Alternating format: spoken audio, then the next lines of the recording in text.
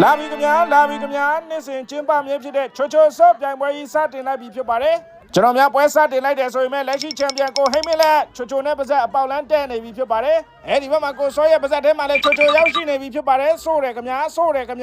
ပြိုင်ပွဲဝင်နေနေနဲ့ခြေထောက်နဲ့ပါဇက်ဟန်ချက်ညီမသာပါဇက်တဲကိုချိုချိုမြက်မြက်ရောက်ရှိမှလည်းဖြစ်ပါတယ်အဲဒီဘက်ချမ်းမှာတော့ပြိုင်ပွဲကိုအခုနှစ်မှကစားသမားတွေအနေနဲ့ဝင်ရောက်ရှင်ပြိုင်လာတဲ့ကိုမင်းထွန်းနဲ့ကိုထူးတို့ကတော့အပေါက်လန်းတက်ဖို့ရုန်းကန်နေရသေးပဲခင်ဗျာဒါကတော့ကိုထူးချိုချိုဘူးကိုဟတ်နေတဲ့ပုံရိပ်တွေကိုရုပ်သံနှင်းပြကွက်နဲ့ပြန်လဲပြသနေတာပဲဖြစ်ပါတယ်ခြေထောက်ကအသက်ပဲနော်ခြေထောက်ကအသက်ပဲချိုချိုဘူးကိုခြေထောက်နဲ့ချိန်မယ်နော်မြင်တွေ့ရတဲ့အတိုင်းပဲကိုမင်းထွန်းအနေနဲ့ကတော့လက်ရှိချိန်ထိချိုချိုဘူးပါဇက်ထဲရောက်ဖို့သူ့အနေနဲ့ရုန်းကန်နေရသေးပဲခင်ဗျာကျွန်တော်စီရင်ကနေစဉ်အတွင်းမှာပဲပွဲပြီးဆုံးဖို့အချိန်ကလည်းတဖြည်းဖြည်းနဲ့နီးကပ်လာခဲ့ပြီခင်ဗျာကဲဆိုးထားမယ်